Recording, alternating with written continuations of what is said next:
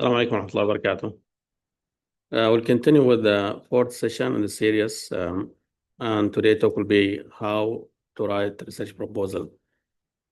If you have anything, you can interact by typing in the chat bot, and there'll be instant when I'll ask you to questions, and feel free to interact by writing your comment.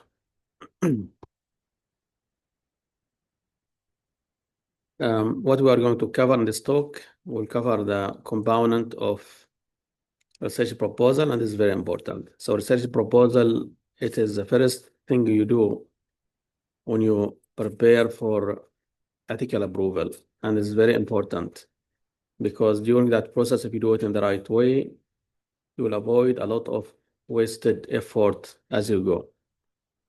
Then we'll cover the ways how you can submit ethical approval in Oman. Also touch base in research funding opportunities, and throughout, if you have any question, you can put them in communication box. So if you want to define what's the research proposal, it serves as there are three critical functions. A blueprint. So imagine you want to build a house, you have a blueprint. Examination, it has a blueprint. So basically it is type of detail, a plan for conducting your study. It maps every steps before you begin. And if you do it in the right way, you will avoid a lot of issues that can occur subsequently. And also it serves as agreement between you and your supervisor, an ethical committee, and if in case you are applying for fund, that again, that will be considered a sort of contract with your funder bodies. And it answered the core questions: what you are studying and why you are studying and how you are going to conduct the research, and what will be the timeline, and who is going to be involved. And the question who's going to be involved, that will mean from patient side, investigator side, researcher side, and other authorities if needed. Why it is very important to invest time in writing strong proposal. I have seen variety of strong proposals. Some of them is boldly written, while there is others which is comprehensive and reflect every single aspect of anticipated research. So it helps to clarify thinking. Sometimes you might have vague idea you want to investigate, but throughout your research proposal, if you do the proper literature review, if you cover the concept of methods, how you are going to develop your things, it helps you to refine your question, to come with a better way to conduct the research. And that include, for example, deciding the inclusion criteria, exclusion criteria, timeline, sample size calculation. And it helps to avoid rejection from ethical committee. And again, a good research proposal will help in attract funding. And when you apply for fund, most of the institution here, it is only your submission, written submission. Rarely they'll ask you to present your proposal as part of competition for funding, and it prevent mistakes.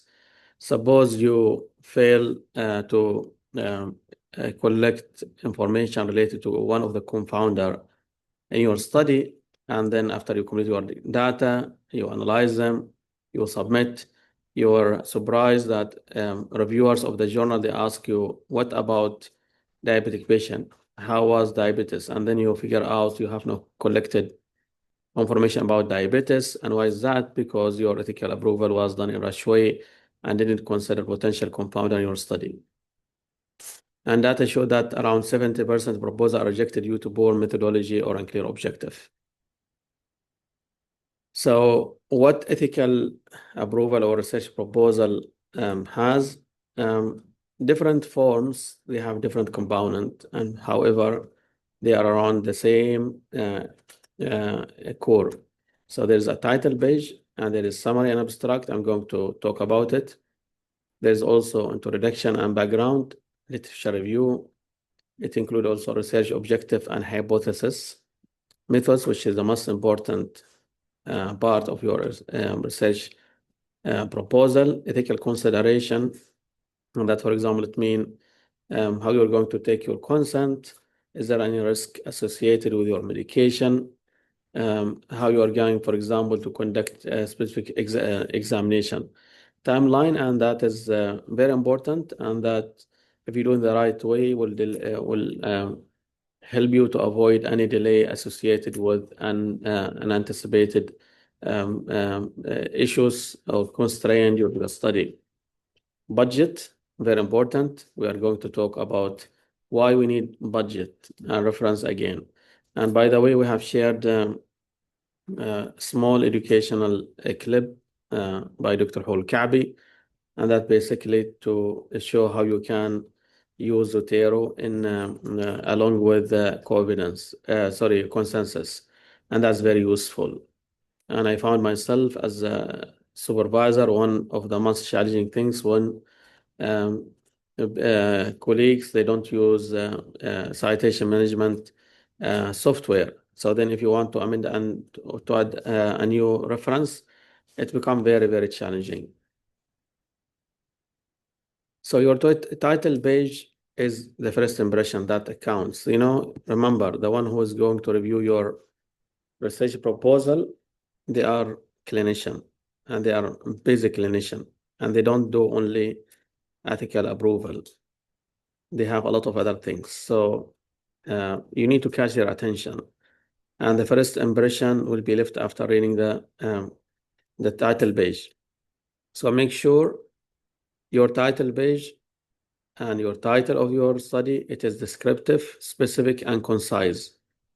And ideally should be 12 to 20 words. And must include population, intervention, and outcome. Throughout the rest of this presentation, I'm going to use one of our most recent publication, Restore Trial, or the use of melatonin for prevention of delirium, as an example.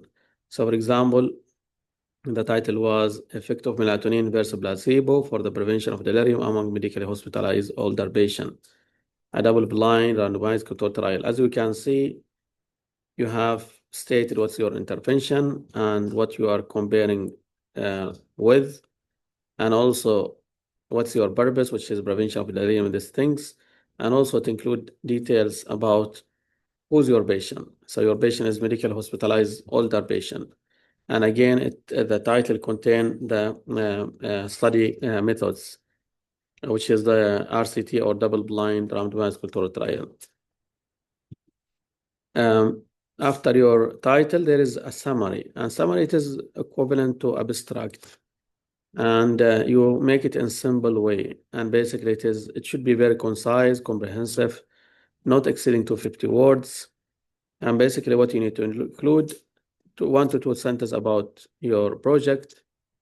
What is the research gap, or what are research gap that you want to address? What is your objective, methods, briefly, and expected impact? And make it compelling, and reviewers decide whether to read further based on this. And if that's poorly written, might affect the reviewer throughout your proposal, and they might come with queries, and what will happen, you submit, you wait for 1 month, and then there's some questions, you resubmit. Again, if you don't address all things, you keep getting rejections, and that might delay the start of your project. And always, when it comes to introduction, background, and literature review, put in your mind the funnel approach. So what's the funnel approach? So start broad to specific. And it means start broad from the context, global burden of a disease. And then go to a specific problem that you are trying to address, like local prevalence, limitation of current treatment. And very important to cover what is the knowledge gap. And then what you are proposing to address the knowledge gap. And think about it.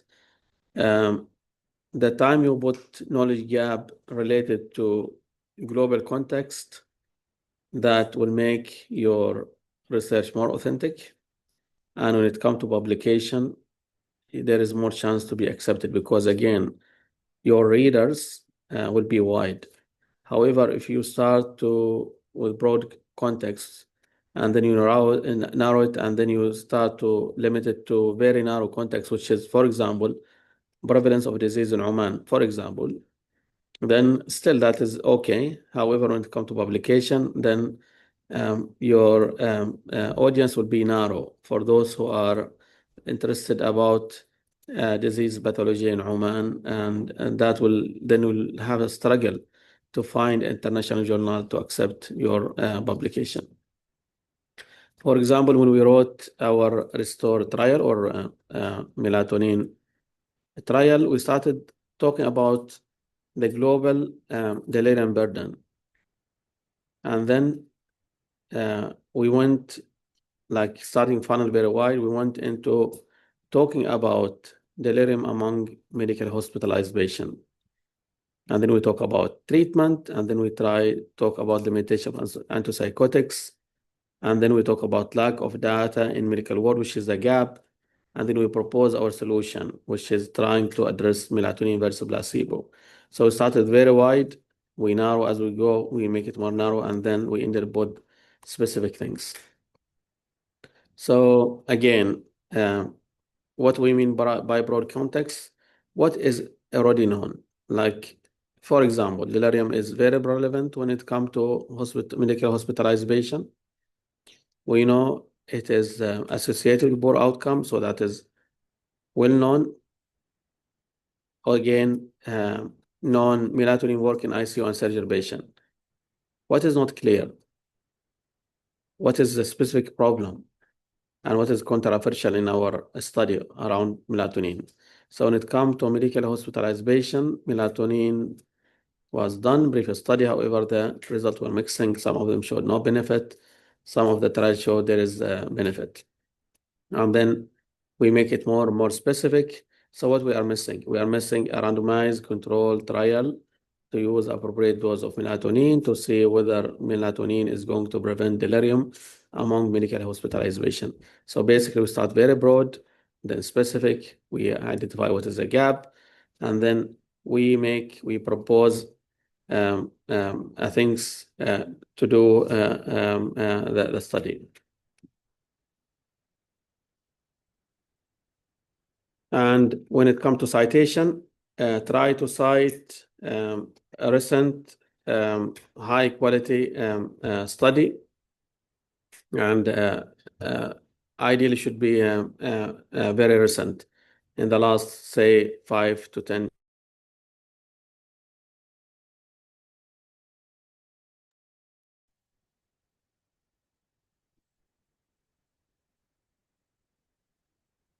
Now, you started now again introduction, background, literature review, and rationale. And now make it, what is your objective? So when you come to your objective, I would adopt always SMART, and SMART can be adopted in research proposal and a lot of other things you do in your life. So when you set your objective, make them specific, measurable, achievable, relevant, and time-bound.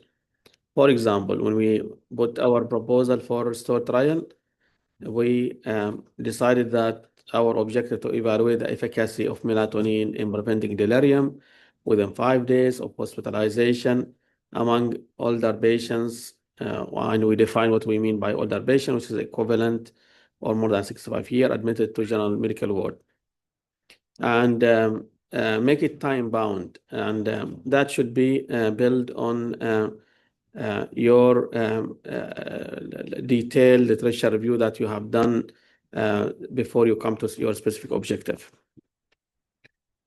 You might put one objective or group of objective, and if you are going to do like a study, it is ideally you should have more than one objective, like primary objective and secondary objective, and how you decide them, that based on your literature review and the problem that you are trying to address. Methods. It is the most important and critical section. And basically, last 2 weeks ago, we have to talk about research methodology and how we can choose among all of them. And each research methodology, they have their pros and cons.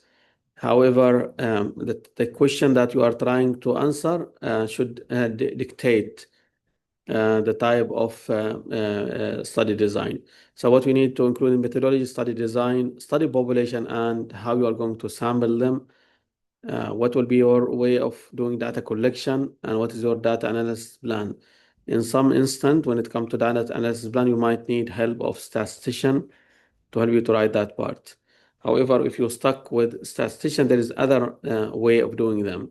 Like when you read, when you do your literature review, you come across similar studies, try to understand. This is the best way to learn data analysis yourself.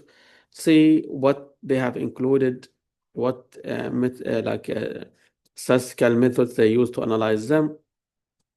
And if you keep repeating that as you do your research, you become very independent with your static analysis plan. Study location and duration, that's very important. So golden rule when it comes to methods, be detailed enough that someone else could replicate your study. So basically, your methods should be adequate to the extent if someone else, other training site, want to do the same study, should be able just to do exactly the same study because you included everything. So again, touching base on the right study design, we have done full talk 2 weeks ago, and descriptive, or you can go to experimental. So experimental RCT, other one quasi experimental, and one day we'll explain this one, or probably we have explained last time. And key principle, your research question determine your design. So for example, when it comes to our melatonin or restore trial, our question was, does melatonin prevent delirium? So design the best one to address when it comes to intervention study will be RCT. So then we adopted double-blind randomized placebo-controlled trial. Why? Because it's gold standard for testing intervention. By this time, if you have any query, you can write them in the dialogue. Okay.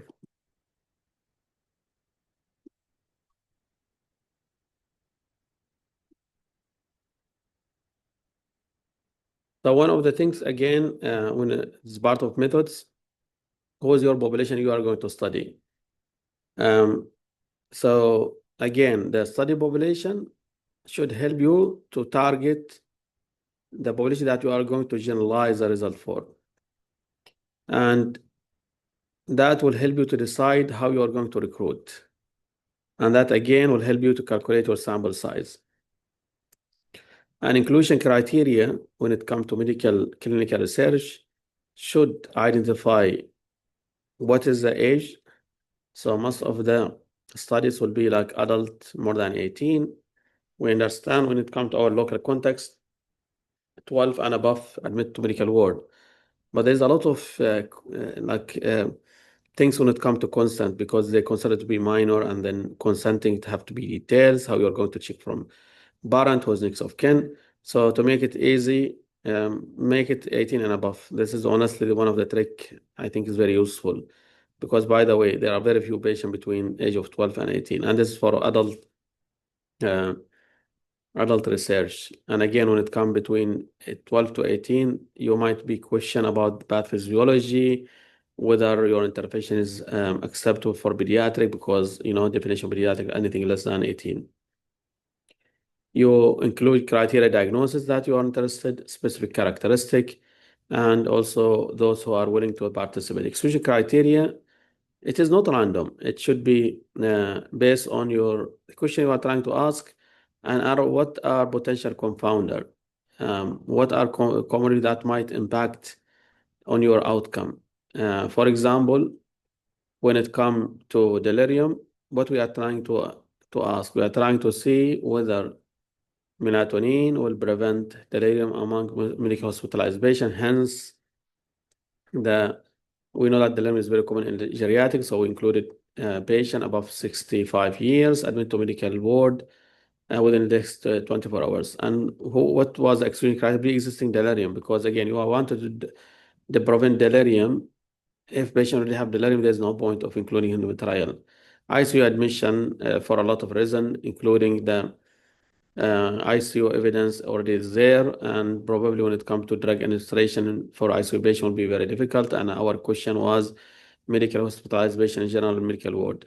Aphasia. And why is that aphasia? Because again, when you are going to ascertain delirium, you are going to run a 3D cam, and that require patient be able to answer your question. So sample size calculation is not difficult, and I believe one of the session will be covering data samples calculation. But I can tell you there is an online tool. You can use them to calculate your sample size easily. One of them, OpenAB. And again, it is not random. It is based on what you know, what you are trying to achieve. So when it comes to our project, so things we need to consider when it comes to sample size calculation, expected effect size, power, and normally standard power, it is 80%, significant level. So normally we set it at 5%. And how many patients you are anticipate to drop out from your study. And don't include too small because a small sample will fail to capture significant difference between both groups. Too large is waste of resource and very expensive. For example, when it comes to our STOR trial, we calculated that we need 240 patients. Why is that? Because we assume, based on previous studies, the prevalence of delirium among medical hospitalized patients was 55%, and we are looking to reduce the risk by using melatonin by 20%, and we anticipate dropout 12%. So it was precisely calculated, was not random. Randomization process is unique for RCT, and again, you need to detail how you are going to randomize and blinding. So, for example, randomization, we did it by pre-prepared stickers, and the ratio was 0.5, 0.51. So, what's mean? 25% of the patient will be using 5 milligram melatonin, 25% of the patient will be using 8 milligram of melatonin, so that will be 50% of the enrolled patient, and then the rest of the 50% will be using placebo. And we use computer-generated allocation, and it was done by using opaque envelopes. That details should be very clear in your ethical approval, how you are going to do all these details. And how you are going to blind, again, who are you going to blind, like here, participant, doctors, assessors, and how you are going to do that one. For example, when it comes to melatonin, how you are going to blind people. So basically, we mix them with vehicle, taste the same, look the same, smell the same quantity, different same things, and we label them A, B, C.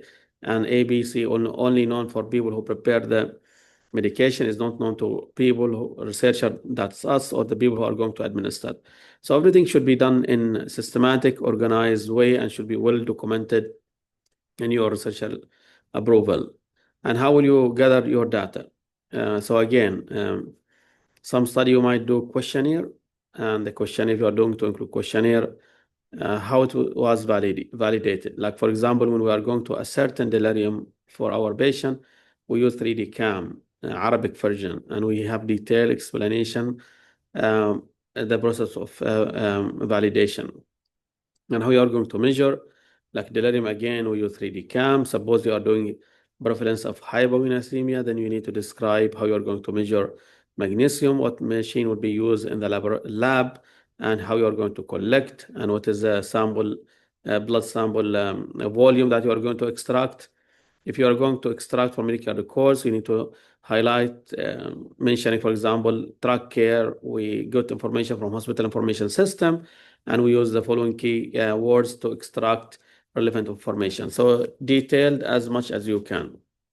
Example again, when it comes to the STOR trial example, we use our 3-minute diagnostic confusion assessment methods because it was validated with more than 49 specific and culture adapted in Arabic with Arabic version, and we assess them daily for the first 5 days, and done by trained blinded research assistant. So be very specific when it comes to data collection, like a certain of the outcomes. So who is going to do them and what method they are going to do and when they are going to conduct the assessment and where and how. So every single details. When it comes to your objective, again, primary objective should be defined very specifically. Like for example, in our delirium study, our primary objective was the incidence of delirium more than 5 days. Secondary outcomes, again, it should be decided based on the problem that you are looking into. So for example, here what will be relevant will come to delirium prevention, time to delirium onset, sleep duration, 28 mortality, 28-day readmission, and possible adverse reaction is very important when it comes to trials. You need to see the efficacy and you need to see also potential harm associated with treatment, and you need to report both of them. Data analysis, you might need a help of statistician to write that one, but my advice as a clinical researcher, whenever you prepare your proposal, go to the articles that you use to prepare your proposal, try to read and understand how they analyze the data. And now with LLMs, you can just ask question, why they use mean, why they use median, and what is the frequency. And you can now learn data analysis easily yourself, honestly, without difficulty. Common software used to analyze the data that should be mentioned also in your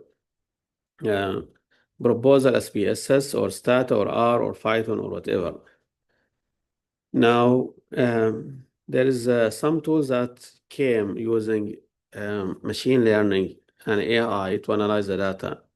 And frequently asked question, what do you think about them? My answer, it is not clear. Because there is a lot of ethical things. If you upload data, make sure they are without any identification. However, I try some of them and there is a risk of hallucination. So my advice for you, if you are not comfortable with data analysis, don't go directly to AI to analyze your data, because they can basically do hallucination and the result that gave you might not be accurate. So when it comes, for example, the methods that we use or statistical methods we use, intention to treat analysis will be covered what the meaning of intention to treat analysis one of the day. Pre-Berber to call sensitive analysis, and we use chi-square for categorical variables and t-test for continuous variables. And don't forget to mention how you are going to handle missing data. So when it comes to trial, prospective study, missing data risk is less than retrospective study. Very important when it comes to feasibility, because you might have very ambitious thought about research, but it might not be feasible. And we have discussed this feasibility in one of our previous talk. So when it comes to our, for example, Melatonin, we know that we have general medicine ward. We admit a lot of patients. We know that 240 patients, like we admit every year between 3,000 to 4,000 patients, a lot of them above 65 years. And we know that is getting 250 patients very doable within 6 months. You might not have that number, then you need to think about multi-center study. And always, when it comes to multi-center study, they are more valuable. And people like journal, they like them more than single center. And just being single center is a limitation. I'm very happy to see colleagues, residents start to do multi-center study, which is very great things. And it helped a lot actually to bridge the collaboration with other training sites. When it comes to restored trial, we did it only at SQUH General Medicine Ward, and that is basically because of limited resources and difficulty to run RCT. And it was one of the first RCT for us. And duration again was for 8 months, September to May 2025. And we decide that intervention will be assessed and evaluated up to 5 days per participant. Ethics, what things you need to talk about ethics, you need if informed consent required, which is for prospective study. Trials, you need to detail all information in the patient information sheet, how you're going to take informed consent, and that include taking informed consent from those who has capacity, and also you need to highlight those who didn't have capacity, for example, people with dementia who cannot give you consent, how you're going to check that one, how you're going to maintain confidentiality of the patient data, and what are the possible risks and benefits that should be highlighted. For example, when it comes to melatonin study, we need to prove like melatonin is very safe medication associated with very limited risk. However, we found there is a potential interaction between melatonin and some medication, so we have to exclude the patient and we have to justify. And when it comes to vulnerable population, we need to have extra precaution that include geriatric old patients who probably might be harmed by medication of the trial, or when it comes to pediatric. But as we say, when it comes to medical things, we don't deal with pediatric a lot. So, for example, for restore trial, we took consent from the patient or next of kin if the patient cannot give consent because of dementia. And our population was decided again 65 plus and above, and their group of vulnerable patients. And for safety, we assess daily assessment and we observe for potential adverse drug reaction. And we got ethical approval from the Sultan Qaboos University. Timeline, again, it is not random things. You need to consider a lot of things when it comes to timeline. So ideally up to 2 months to do your literature reviews. I give it 3 months for your ethical approval. Data collection, again, depend from study to study. But if we talk about our resident, don't spend more than 1 year for data collection. Data analysis, again, I would say 1 month more than enough. And then writing a submission with your first publication. You might need a lot of time to write your publication, but my advice for people who are starting their things, try to write as much as you can from your proposal and your manuscript if you are a resident, because this is the opportunity. You will have to excel your skills in writing proposal and manuscript as a resident. There are a lot of excellent supervisors. They might volunteer to help you, but the challenge with that, when you are done with the residence, will not have this opportunity to have dedicated research project with statistical support from OSP, supervisor, mentors, and education committee monitoring your things. So then when you finish, if you have done it in the shortcut way, you will struggle to write a research and to come to lead a team with research. So try to use the opportunity. Budget, do you need money? So depend on your study. However, now I would encourage all of you to think about possible funding things, whether it is prospective, trial, or whatever. There are different funding things. Like when we did our melatonin, we didn't consume a lot of money. You can imagine for RCT, we use 2,400 riyal, and that basically included the cost of buying melatonin, making a placebo, paying the one who's preparing the medication, paying the research assistant who include run exclusion inclusion criteria, took the consent, assess the patient 5 days in a row, and administer melatonin. So that was exceptional, very cost-effective trial. When it comes to publication, probably we paid around 2,300 riyal for 2 publications, but we sort them out from other funding things. So again, when it comes to your calculating your budget, justify every single riyal you spend. What will be your research achieve? So that is very important when it comes to a proposal to expected finding. Like, for example, when it comes to delirium, if melatonin proven to be effective, then it is very cheap. It is a supplement. It might contribute to reduce the incidence of delirium and hence minimize the risk of readmission and mortality among this patient. And it might help to generate policy protocols to help to care for the patients. Be realistic, but show that you are very interested in your work. Now, the last part of your research proposal, references, and make sure you are using a tool and Zotero, it is available for free. And now the good thing about Zotero, it is linked to consensus.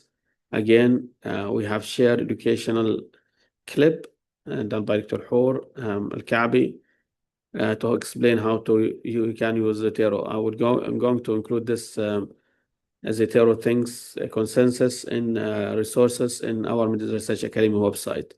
In note, it's paid, however, it is very excellent. And again, it is linked to consensus.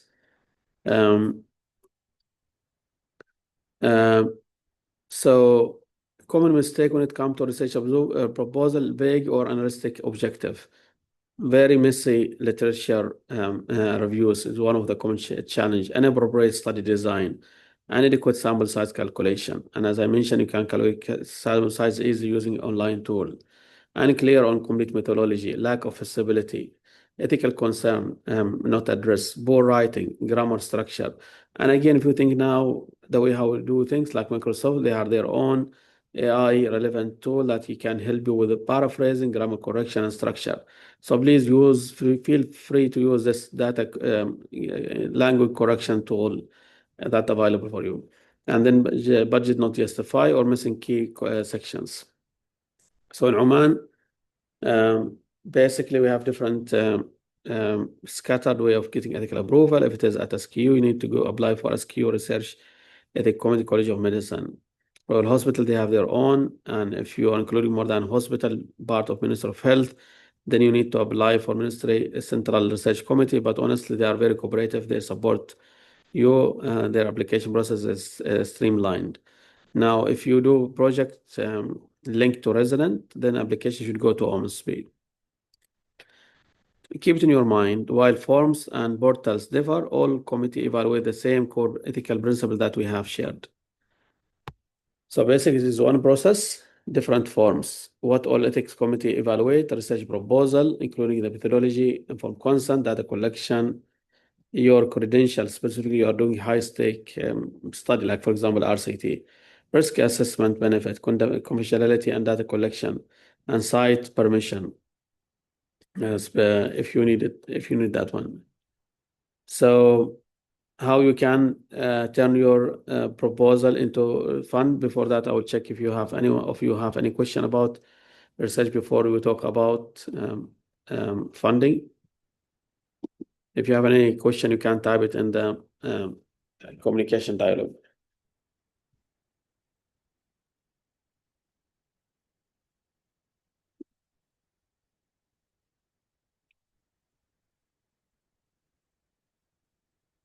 Any question?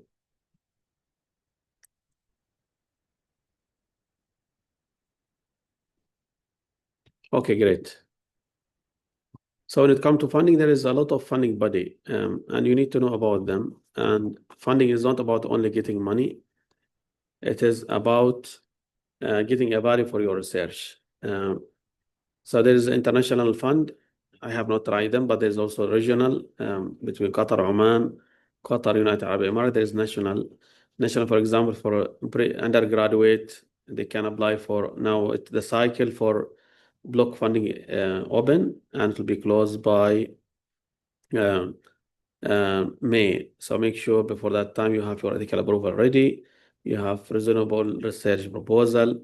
Application is through a TRC, the Research Council. For resident, you can get a credential from OMSP. So you communicate with them, tell them I want to apply for a fund through TRC, and they will give you the credential. For other staff, like SQUH staff, you can use your own hospital credential and you can apply. So for a student, up to 1.5 thousand riyal. For graduate, like resident, 3,000 riyal. For other people, fund can go depend on the type. There are block funding, and they come in things like there is Dean grant for College of Medicine. There is the internal grant. There's the block funding programs. There is the strategic research. There is His Majesty grant. And then there is other initiative like Omantel, they support research. There is Hamat program, which is from Oman Investment Authority. There's a lot of things. You can keep watching on them. Simple thing I would suggest, go to Twitter, follow up Minister of Higher Education, or now I think they changed the names, Research Authority. Follow and see their announcement is there. In the group, our MedResearch Academy WhatsApp channel, I try to share all things I come across. So keep watching what being posted there. Why you need money? So sometimes, like say for example, melatonin study, we need personnel to conduct the study. We need medication. We need placebo. We need money for fund. We need a lot of other things. Publication. There's good news. SQUH signed contract with the diver to have free publication for people who are working at SQUH, which is great. Again, when it comes to publication money, there is initiative from Minister of Higher Education to support publication through different programs and being announced. There is announcement every place, and some of the feedback we got from people who are doing this initiative, limited number of applicants. So please be one of those who apply for this opportunity. SQUH funding, I have mentioned them. I will not go to detail. National research funding. The government has like a lot of initiative to support research. Like for example, Minister of Higher, there is open thematic research. Like last year, for example, one of the strategic concepts was AI in health. We applied with a group of people. We won a fund. There's other tech and AI related application. We applied for them again. We managed to get a grant. There's a lot of things, honestly, and I feel if you have the right proposal, the right team, the right ethical approval, likely you have very good chance of getting these things. And remember, the moment you get grant, it will be easier to get the second and third and fourth and 10th grant. There's other initiative. I'm not going to do the things, but standing out, make sure clear, significant. Why does this research matter? Either knowledge-wise or implication-wise. When it comes to technical things like AI, people they care about having final project or startup because that is from their perspective that will facilitate the progress of the country economy, and that is right because in developed country research is not a place when government wastes their money, but actually it is a venue for government and the country to make a revenue for the community based on the research. Strong methodology, track record, mention your past publication expertise. If you are junior, make sure you are working with people who has long track or good track of publication so they can get their ethical approval. Justify your budget, make it reasonable. Benefit to society, how is it going to benefit the society or the field of knowledge, and match your goals of your research with Oman Vision, for example, 2040. And there's a lot of like goals in Oman 2040 visions related to health sector. Read the call for proposal, which mean, for example, internal grant, research block, whatever, and address all criteria to be eligible. So practical tip when it comes to grant application, start early. Don't wait until the deadline. Read the guidelines, tell a story, be realistic, justify budget, make sure your team strong, address feasibility, get feedback, proofread, avoid grammars, because if someone will read your proposal and it's full of grammatical errors, honestly, that will give that bad feeling for people evaluated and will be questioning whether this team will be able to function and to achieve the goals if they have not be able to correct the grammars and their things. Avoid submitting at the last minute, ignoring page or word limits, big objective, unrealistic timeline, over exceeding the budget, or poor writing, not addressing the review criteria, and missing letters of support if needed.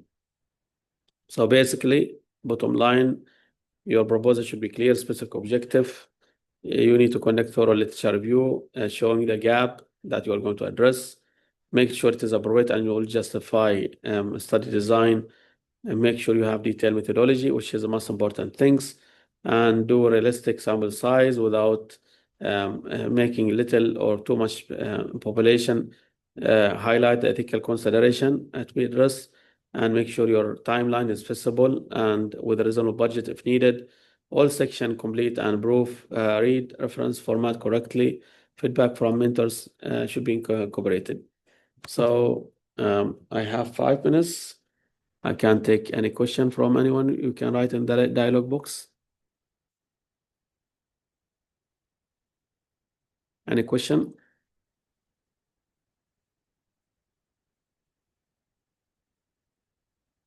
Okay. In that case, thank you all for your time. We have one more session from phase 1, and that will be Ramadan. And basically, I'll be talking about how to write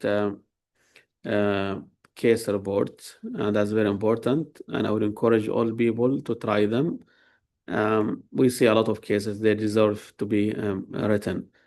Thank you very much. All the best, and we'll see you again.